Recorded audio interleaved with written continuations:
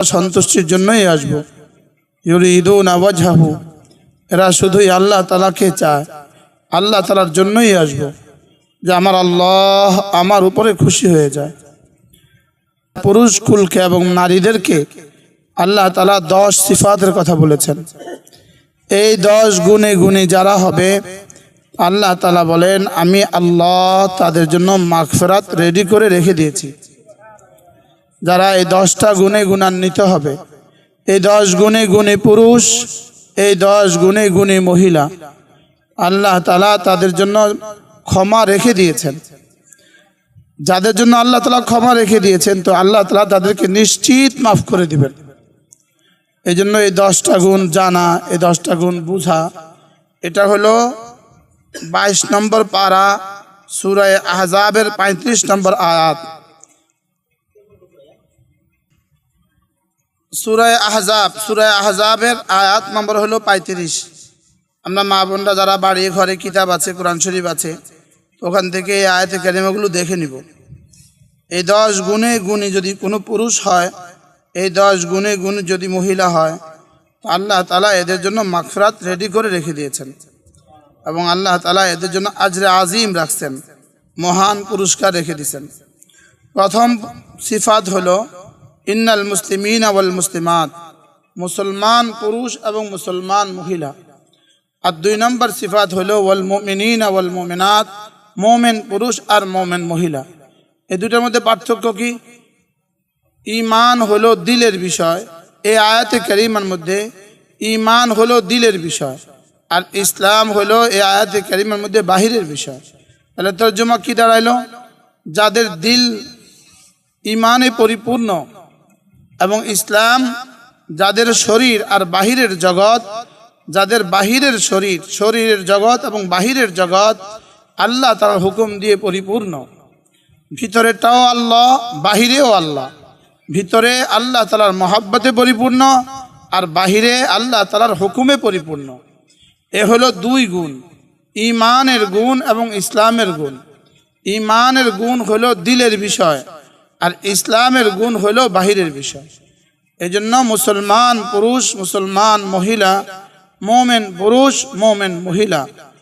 তাহলে আমরা তো এখন নামে মুমিন আছি, আমরা তো নামে মুসলিম আছি, লেকিন হাকিকতে আমার নাম মুমিনিনের তালিকায় হাকিকতে আমার নাম আছে কিনা, মুসলিমিনের তালিকায় হাকিকতে আমার নাম আছে কিনা।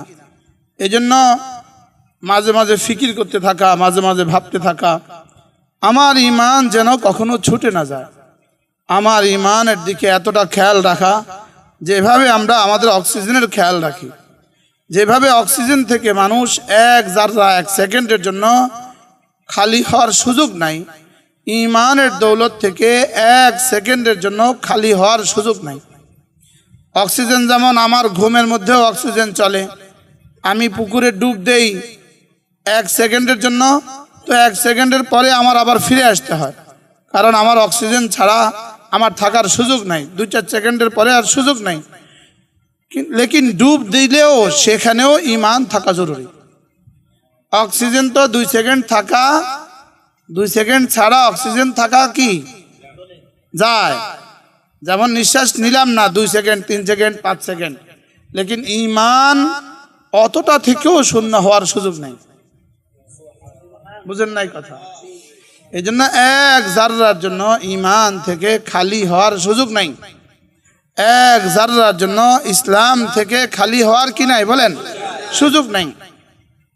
যেটা যত দামি হয় এটার পেছনে চোর তত বড় লাগে, যেটা যত দামি হয় এটার পেছনে চোর তত কি লাগে বলেন? ব্যাংক ডাকাতি করে, তো এই যে ফুসকে ডাকাতে আর ফুসকে চোরে ব্যাংক ডাকাতি করতে পারে না।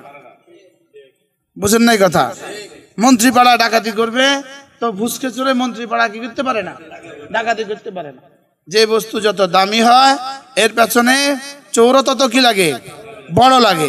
এজন্য ঈমান কত দামি সম্পদ, 1 জাররার দাম 10 দুনিয়া বরাবর জান্নাত। ঈমান কত দামি? 1 জাররা বরাবর, 1 জাররার দাম কত? যদি 1 জাররার দাম 10 দুনিয়া বরাবর হয়, ওই ঈমান যদি হিমালয়ের মতো হয় তো দামটা কেমন হবে? ওই ঈমান যদি 7 আসমান 7 জমিন থেকে ভারী হয় তো দামটা কেমন হবে? এই জন্য এটার পিছনে দুশ্মনও কি লাগে বলেন, তত বড় লাগে। এই জন্য ইমানের পাহারাদারি করা, ইমানের কি করা বলেন, ইমানের পাহারাদারি করা, ইমানের সামনে পাহারাদার নিযুক্ত করা। ইমানের পাহারাদার তিনটা, বলেন ইমানের পাহারাদার কয়টা? ইমানের 1 নম্বর পাহারাদার হলো কোরআনে কারীমের তেলাওয়াত। ইমানের 1 নম্বর পাহারাদার কি বলেন, কোরআনে কারীমের তেলাওয়াত হলো ইমানের 1 নম্বর পাহারাদার। ইমানের সামনে সবচেয়ে বড় পাহারাদার কি? কোরআনে কারীমের তেলাওয়াত হলো ইমানের সামনে সবচেয়ে বড় পাহারাদার। এই জন্য মা বোনরা যারা কোরআনে কারীমের তেলাওয়াত পারেন, কমপক্ষে প্রতিদিন আধা পারা হলেও তেলাওয়াত করা। বলেন প্রতিদিন কি করা বলেন, আধা পারা হলেও কি করা, তেলাওয়াত করা। এটা লাজেম করে নেবেন। আপনি সকালে, সন্ধ্যায়, দুপুরে, রাতে যখনই সুযোগ পান আপনি কমপক্ষে আধা পারা কোরআনে কারীমের তেলাওয়াত করবেন। এটা হবে জীবনের প্রথম সিদ্ধান্ত। আমার ইমানের পাহারাদার কি? কোরআনে কারীমের তেলাওয়াত। এই জন্য যারা কোরআনে কারীমের তেলাওয়াত পারে না, যারা কোরআনে কারীমের বিশুদ্ধ তেলাওয়াত পারে না, মাআযাল্লাহ এরা পথ হারা হয় বেশি। এরা পথ হারা হয় কি বলেন, বেশি। এই জন্য এরা পথ হারা। এই জন্য কোরআনে কারীমের তেলাওয়াত হলো ইমানের পাহারাদার। 2 নাম্বার, কোন আল্লাহ ওয়ালার সোহবত ইমানের পাহারাদার। বলেন কোন আল্লাহ ওয়ালার সোহবত কি বলেন, ইমানের পাহারাদার। এই জন্য আপনি আপনার স্বামীর মধ্যস্থতা, আপনি আপনার বাবা ভাইয়ের মধ্যস্থতা, কোনো না কোনো আল্লাহ ওয়ালার সাথে সম্পর্ক রাখবেন। কিন্তু বাবা স্বামীর মধ্যস্থতা, বলেন কি বলছি বলেন, বাবা স্বামীর মধ্যস্থতা, ভাইয়ের মধ্যস্থতা, কোনো না কোনো আল্লাহ ওয়ালার সাথে যোগাযোগ রাখবেন। এটা হবে ইমানের পাহারাদারি। ইমানের কি বলেন, পাহারাদারি। আর 3 নাম্বার হলো বেশি থেকে বেশি জিকির করা। এটা ইমানের পাহারাদার। বলেন সুন্নত মতো জিকির। বলেন কি মতো জিকির, সুন্নত মতো জিকির হলো ইমানের পাহারাদার। এই 3টা আপনার ইসলামের পাহারাদার। এই 3টা আপনার ইসলামের কি? আমার ইমান ও ইসলামের পাহারাদার কয়টা বানাতে হবে? 1 নাম্বার কোরআনে কারীমের তেলাওয়াত। এখন যারা কোরআনে কারীমের তেলাওয়াত পারেন না, তা আপনি কি করবেন? যারা কোরআনে কারীমের তেলাওয়াত পারে না, এদের থেকে বঞ্চিত আর বদনসিব কোনো মানুষ পৃথিবীতে হইতে পারে না, বলেন। এই জন্য পাহারাদার লাগান। পাহারাদার, পাহারাদারের 1 নম্বর কি বলেন, কোরআনে কারীমের তেলাওয়াত। পাহারাদারের 2 নাম্বার হলো কোন আল্লাহ ওয়ালার সোহবত। বলেন কোন আল্লাহ ওয়ালার সাথে নিজের স্বামী বা ছেলের মধ্যস্থতায় সম্পর্ক রাখা। কোন আল্লাহ ওয়ালার সাথে সম্পর্ক রাখা। বলেন আল্লাহ ওয়ালার সাথে সম্পর্ক রাখা মানে মাঝে মাঝে তারে রকমারি খানা খাওয়ানো না, এটা নয়। মাঝে মাঝে তার জন্য একটা লুঙ্গি হাদিয়া দেওয়া, এটা নয়। কোন আল্লাহ ওয়ালার সাথে সম্পর্ক রাখা মানে তার দেওয়া হেদায়াতগুলোকে, তার দেওয়া তালিমাতগুলো মতে চলা। কোনো ডাক্তারের সাথে সম্পর্ক রাখা মানে মাঝে মাঝে ডাক্তারকে আইনে ভাত খাওয়া দিলেন, এটা না। বলকে তার থেকে মাঝে মাঝে প্রেসক্রিপশন নেন এবং সেই মতে ওষুধ খান। কথা বুঝেন নাই কথা? তাহলে কোনো ডাক্তারের সাথে সম্পর্কের অর্থ কি ওষুধ খাওয়া না তারা ভালোবাসা? ওষুধ খাওয়া। কোনো ডাক্তারের সাথে সম্পর্ক মানে ওষুধ খাওয়া। জিন্দেগির উদ্দেশ্য আমি আল্লাহ ওয়ালা হয়ে যাই, যে আমি আল্লাহর হয়ে যাই, আল্লাহ আমার হয়ে যায়। বলেন আমি আল্লাহর হয়ে যাই, আল্লাহ আমার হয়ে যায়। আমার জিন্দেগির উদ্দেশ্য হবে এটা, আল্লাহ আমার হয়। বলেন আল্লাহ আমার হয়, আমি আল্লাহর হই। মানুষ যখন আল্লাহকে ভয় করে গুনাহ ছেড়ে দেয়, এই মানুষটা যখন 2 হাত উপরে তুলে, আল্লাহ তাআলা খালি ফেরত দিতে লজ্জা পায়। আল্লাহ ওর হাত তখন ভরে দেয়। কি দিয়ে ভরে দেয়? তো বলে তুমি যা চেয়েছো শুধু সেটা দেই না, তুমি যেগুলো চাও নাই আমি সেগুলোও দিয়ে দেই। মিন হাইসু লা ইয়াহতাসিব, আল্লাহ তাআলা তখন তার ধারণার বাহির থেকে তাকে দিয়ে দেয়। যেখানে সে ধারণা করে না সেখান থেকেও তাকে দিয়ে দেয়। এজন্য ওয়ামাই ইয়াত্তাকিল্লাহ ইয়াজআল লাহু মাখরাজা ওয়া ইয়ারযুকহু মিন হাইসু লা ইয়াহতাসিব। বলে যে তাকওয়া ইখতিয়ার করবে, যে আল্লাহকে ভয় করবে। বলেন যে কি করবে? বলেন যে আল্লাহকে ভয় করবে। তো আল্লাহ তাআলা আল্লাহকে ভয় করে কি করে মানুষ? আল্লাহকে ভয় করে কোনো ইবাদত ছাড়ে না, কোনো গুনাহ করে না। বলেন আল্লাহকে ভয় করে কোনো ইবাদত ছাড়ে না, কোনো গুনাহ কি করে না। আবার বলেন আল্লাহকে ভয় করে, যে আল্লাহকে ভয় করে দাবি করে লেকিন নামাজ ঠিক মতো পড়ে না, রোজা ঠিক মতো রাখে না, আবার মাঝে মাঝে মুখ খুলে বাজারে চলে যায়, মুখ খুলে দোকানে চলে যায়, আবার মাঝে মাঝে হাত খোলা, পা খোলা, মুখ খোলা বাজারে চলে যায়, আর সে দাবি করে সে আল্লাহকে ভয় করে। এই আল্লাহকে ভয় করার দাবিতে সে মিথ্যাবাদী। আল্লাহকে ভয় করার দাবিতে সে কি বলেন? সে মোমেন দাবিতে মিথ্যাবাদী, সে মুসলিম দাবিতে মিথ্যাবাদী, এই 10 গুণে গুণী দাবিতে সে মিথ্যাবাদী। এজন্য যে আল্লাহকে ভয় করে, যে ওসি সাহেবকে ভয় করে, তো ওসির কোনো নাফরমানি করতে সে কি করে না, সাহস করে না। সাধারণ কনস্টেবল ওসির কোনো কিছু খেলাফ করতে সাহস করে না। বুঝেন নাই কথা? এক ওসি তার এসপি সাহেবের কোনো কিছুর খেলাফ করতে কি করে না বলেন? সাহস করে না। এক ডিসি সাহেবের ফিয়ন, ডিসি সাহেব যদি চা বানাইতে বলে, ওই সময় ফিয়নের স্ত্রী যদি ফোন করে তো আস্তে আস্তে বলে, এখন রাখো, বসকে চা দিয়ে নি। কি স্ত্রীর সাথে কথা বলে না, কি লেগা? বস নারাজ হবে। আল্লাহ তাআলাকে নারাজ করে কারোর জীবনে কখনো সুখী হবে না। বলেন, আল্লাহ তাআলাকে নারাজ করে জীবন কি হয় না বলেন? হ্যাঁ, এক কনস্টেবল তার দারোগাকে নারাজ করে না, এক কনস্টেবল তার দারোগাকে কি করে না বলেন? বলেন বলেন বলেন। এক পুলিশ তার দারোগাকে নারাজ করে না, এক দারোগা তার ওসিকে নারাজ, এক দারোগা তার ওসিকে নারাজ করে না, এক ওসি তার এসপি কে নারাজ করে না, এক এসপি তার ডিআইজি কে নারাজ করে না, এক ডিআইজি তার আইজি কে নারাজ করে না, আইজি তার সচিবকে নারাজ করে না, এক সচিব তার মন্ত্রীকে নারাজ করে না, মন্ত্রী তার প্রধানমন্ত্রীকে নারাজ করে না। হ্যাঁ, হযরত আলী বলেন না, আজাবান লিবনে আদম, বনি আদমের জন্য বড় আশ্চর্য, সে এতটা ছোট হয়ে এত বড় নাফরমানি করে। হ্যাঁ, সে এতটা ছোট, এতটা দুর্বল হয়ে সে কি করে? আজিম নাফরমানি করে। সে দুর্বল থেকে দুর্বল, লেকিন নাফরমানি করে আজিম থেকে আজিমে। কি ভাই বলেন? সে দুর্বল, কত দুর্বল? খালাকনাকুম মিন দুফিন, আমি তোমাদেরকে কতটা দুর্বল করে বানিয়েছি। আপনি কি টের পান না? আপনার মাথা ব্যথা হলে আপনার কাছে কত কষ্ট লাগে, আপনার পেট ব্যথা হলে আপনার কাছে কত কষ্ট লাগে। এজন্য হযরত আলী বলেন, আজাবান লিবনে আদম, বনি আদমের জন্য বড় আশ্চর্য হই আমি। বনি আদম কি করে? ইয়াসি দাঈফ, দাঈফ নাফরমানি করে, কাবিয়া, কাবির নাফরমানি করে, দুর্বল থেকে দুর্বল নাফরমানি করে, আর সাজিমে মালিকের নাফরমানি করে। এজন্য নাফরমানি গুনাহ মানুষকে 5টা ক্ষতি করে। কয়টা ক্ষতি করে বলেন? গুনাহ মানুষের প্রথম ক্ষতি করে, তার চেহারাকে অসুন্দর করে দেয়। বলেন, চেহারাটাকে কি করে দেয় বলেন? এজন্য সমস্ত গুনাহগারদের চেহারা অসুন্দর। বলেন, সমস্ত গুনাহগারদের চেহারা কি বলেন? অসুন্দর। 2 নম্বর হলো দিল তাকে কুৎসিত করে দেয়, দিল তাকে অন্ধকারাচ্ছন্ন করে দেয়। 3 নম্বর হলো তার রিজিকের মধ্যে রিজিককে সংকীর্ণ করে দেয়। বলেন, রিজিক মানে শুধু খানা নয়, শুধু চাল ডাল নয়, বিয়ে এটাও রিজিক, সন্তান এটাও রিজিক, বাড়ি ঘর এটাও রিজিক, কাপড় চোপড় এটাও রিজিক, স্বামী সন্তান সন্ততি এগুলোও রিজিক, স্বামীর সাথে সুন্দর এক জীবন এটাও রিজিক, ছেলে মেয়েদের সাথে সুন্দর এক জীবন এটাও রিজিক। বুঝেন নাই কথা?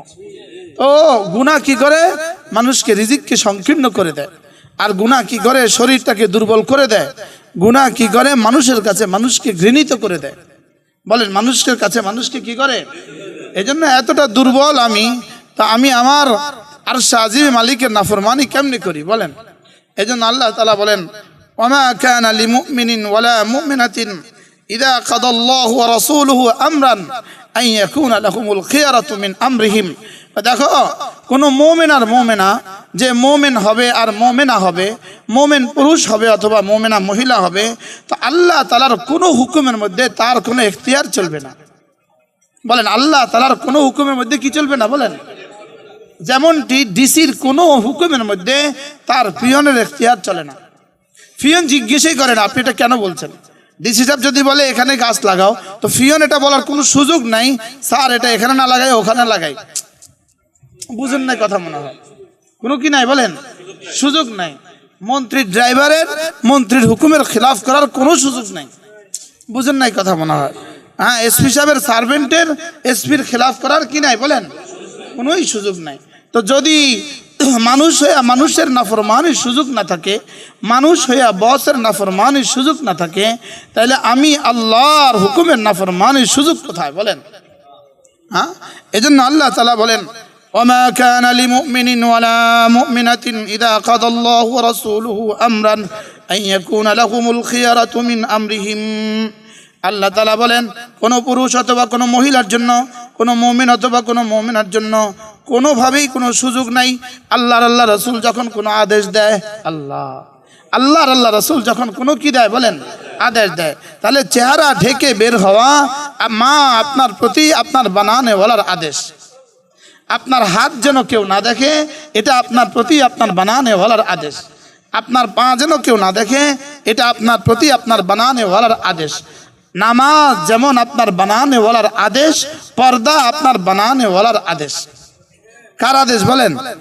এই জন্য হ্যাঁ, কোনো অবস্থাতেই আল্লাহ রাসূলের হুকুমের খিলাফ করার কোনো কি নাই বলেন, সুযোগ নাই। এবার আল্লাহ তাআলা বলেন, ওয়ামান ইয়াসিল্লাহ ওয়া রাসূলাহু ফাকাদ দাল্লা দালালাম মুবিনা। যারা আল্লাহ রাসূলের খেলাফ করবে, যে আল্লাহ রাসূলের খেলাফ করবে, তো আল্লাহ তাআলা বলেন সে স্পষ্ট গুমরাহির মধ্যে আছে। সেই স্পষ্ট কিসের মধ্যে আছে বলেন? গুমরাহির মধ্যে আছে। এজন্য প্রতিদিন প্রতি রাত নিজের ঈমানের হেফাজতের ফিকির করা, প্রতিক্ষণে নিজের ঈমানের হেফাজতের ফিকির করা। আমি যদি আমার আল্লাহর হুকুমের হেফাজত করি, আমি যদি আল্লাহর হুকুমের হেফাজত করি, তো আল্লাহ তাআলা আমাকে হেফাজত করবেন। এটা আল্লাহর ওয়াদা। এটা কি আল্লাহর ওয়াদা। আল্লাহ রাসূল বলেন, হে বনি আদম, আল্লাহ তাআলা বলেন, ইহফাজিল্লাহ, তুমি আল্লাহর হুকুমের হেফাজত করো, ইয়াহফাজকাল্লাহ, আল্লাহ তোমার হেফাজত করবেন। সুবহানাল্লাহ। তুমি নামাজের হেফাজত করো, তুমি রোজার হেফাজত করো, তুমি তোমার সতীত্বের হেফাজত করো, তুমি তোমার আল্লাহ তাআলার প্রতিটা হুকুমের হেফাজত করো, রাসূলের প্রতিটা সুন্নতের তুমি হেফাজত করো, তো আল্লাহ রাসূল বলেন, আল্লাহ তাআলা বলেন, আমি কথা দিলাম আমি তোমাকে হেফাজত করব। তোমাকে দুনিয়াতে বেইজ্জতির জিন্দেগি থেকে হেফাজত করব, দুনিয়াতে দারিদ্রতা থেকে হেফাজত করব, দুনিয়াতে বেইজ্জতির জিন্দেগি থেকে হেফাজত করব, আর আখিরাতে আযাব থেকে হেফাজত করব। কি ভাই? এই জন্য 5 ওয়াক্ত নামাজ সময় মতো পড়া। 5 ওয়াক্ত নামাজ কি পড়া বলেন? সময় মতো পড়া। এই হলো মা বোনদের জীবনের প্রথম কাজ। 5 ওয়াক্ত নামাজ কি করা বলেন? সময় মতো করা, পড়া। দেখেন আল্লাহ তাআলা স্বয়ং বলেন, আল্লাহ তাআলা নিজে বলতেছেন, ওয়া আকিমনাস সালাহ ওয়া আকিমনাস সালাহ, তোমাদের প্রথম কাজ হবে তোমরা 5 ওয়াক্ত নামাজ পড়বা। বলেন 5 ওয়াক্ত নামাজ কি করবা বলেন? 5 ওয়াক্ত নামাজ পড়বা। এ হবে মেয়েদের প্রথম কাজ। কমপক্ষে ওযুর আগে অবশ্যই মিসওয়াক করব। মা বোনরা ওযুর আগে অবশ্যই কি করে নিব বলেন? রাসূল করিম সাল্লাল্লাহু তাআলা আলাইহি ওয়াসাল্লাম বলেন, যে 5 ওয়াক্ত নামাজের ওযুর মধ্যে মিসওয়াক করবে, তো 2 ফায়দা, মিরদাতুন লির-রব, এটা সরাসরি আল্লাহকে রাজি করে দিবে। 2 নাম্বার, মিতহারাতুল লিল-ফাম, আমার মুখকে পরিচ্ছন্ন রাখবে। 3 নাম্বার, রাসূল বলেন, কোন মানুষ যদি 5 ওয়াক্ত নামাজে মিসওয়াক করে, তো আল্লাহ তাআলা তার মওতের সময় ঈমান নসিব করে দিবে। 4 নাম্বার, কোন মানুষ যদি 5 ওয়াক্ত নামাজে মিসওয়াক করে, তো আল্লাহ তাআলা প্রতিটা নামাজ 70 গুণ বেশি ফজিলত ওয়ালা বানায় দিবে। এজন্য অবশ্যই মিসওয়াক রাখবেন। বাথরুমে কি রাখবেন? মিসওয়াক কিনে বাথরুমে মিসওয়াক রাখবেন। এই গেল নামাজের কথা। সামনে আসতেছে রোজা। যদি সুযোগ থাকে প্রতি সোমবার এবং বৃহস্পতিবারে রোজা রাখবেন। প্রতি সোমবার এবং বৃহস্পতিবারে কি রাখবেন? রোজা রাখবেন। আমাদের নবীজি বলেন, কোনো মানুষ যদি একটা রোজা রাখে, আল্লাহ তাআলা তার জাহান্নামকে এতটা দূরে দিয়ে দিবেন, কাগরাবিন তারা মিন ফারখিহি, যেমন একটা পাখির বাচ্চা, কাকের বাচ্চা, তার উড়ার বয়স থেকে উড়া শুরু করলো, বাসা থেকে উঠতে শুরু করলো, মৌত পর্যন্ত উড়ে যেখানে গেল, একদিন রোজা রাখলে আল্লাহ তাআলা তাকে জাহান্নাম থেকে এত দূরে হটায় দিবে। এই জন্য পুরুষ এবং নারীরা যারা আছি, আমরা সোমবার আর বৃহস্পতিবার অবশ্যই রোজা রাখবো ইনশাআল্লাহ। বলেন সোমবার এবং বৃহস্পতিবার কি রাখবো? অবশ্যই রোজা রাখবো। আল্লাহ তাআলা তৌফিক দান করেন। এরপরে হলো প্রতিদিন 6 তসবিহ কমপক্ষে দিনে একবার রাতে একবার আদায় করা। 6 তসবিহ দিনে একবার রাতে একবার, মওত পর্যন্ত আমি আমার আল্লাহকে কখনো নারাজ করব না। এই নিয়তটা করবেন, এই নিয়তটা সকলেই করি যে আমি আমার আল্লাহকে কখনো নারাজ করব না। যে সকল কাজে আমার আল্লাহ আমার উপর নারাজ হবে এই কাজগুলো আমি করব না। আমার যে চলার দ্বারা, আমার যে দেখার দ্বারা, আমার যে বলার দ্বারা, আমার যে শোনার দ্বারা, আমার যে ভাবনার দ্বারা আল্লাহ তাআলা নারাজ হবে, তা আমি ওই কাজগুলো করব না। আমার চোখে আমি আল্লাহকে নারাজ করব না, আমি আমার কান দিয়ে আল্লাহ তাআলাকে নারাজ করব না, আমি চোখে হারাম দেখব না, আমি চোখে হারাম দেখব না, এটা আমার সিদ্ধান্ত হবে। কোনো মানুষ যদি চোখ দিয়ে হারাম দেখে তো আল্লাহ রসুল বলেন উলকিয়া ইয়াউমাল কিয়ামাতি ফি আইনাইহি আল আনিক, আল্লাহ তাআলা তার চোখে হাসরের ময়দানে গলিত সীসা ঢেলে দিবে। হ্যাঁ, চোখে তো একটা টুকরোও বরদাস্ত হয় না, এক জাররা বালিকণাও তো চোখে বরদাস্ত হয় না। চোখের পশমেই যদি চোখে পড়ে যায়, চোখের রুর একটা পশমেই যদি চোখে পড়ে যায়, তো এটাও তো দুনিয়াতে চোখে বরদাস্ত হয় না। এই জন্য মা বোনদের হাতে ধরে বলি, পায়ে ধরে বলি, আল্লাহকে ভয় করেন, আল্লাহকে ভয় করেন, আল্লাহকে ভয় করেন, আল্লাহকে ভয় করেন। আল্লাহ আমাকে দেখে এই কথার উপরে ইয়াকিন বানান, আল্লাহ আমাকে দেখে এই কথার উপরে ইয়াকিন বানান। প্রতি সময় প্রতিক্ষণ শুধু এই কথা মনে করেন, আলাম ইয়ালাম বিআন্নাল্লাহ ইয়ারা, যে আল্লাহ তাআলা আমাকে দেখতেছে। আমি কার নাফরমানি করি, আমি যার নাফরমানি করি তিনি তো আমাকে দেখতেছেন। আমার কলিজা যার হাতে আমি তার নাফরমানি কেমনে করি, আমার কিডনি যার হাতে আমি তার নাফরমানি কেমনে করি। এজন্য আমার জীবন যার হাতে আমি তার নাফরমানি কেমনে করি,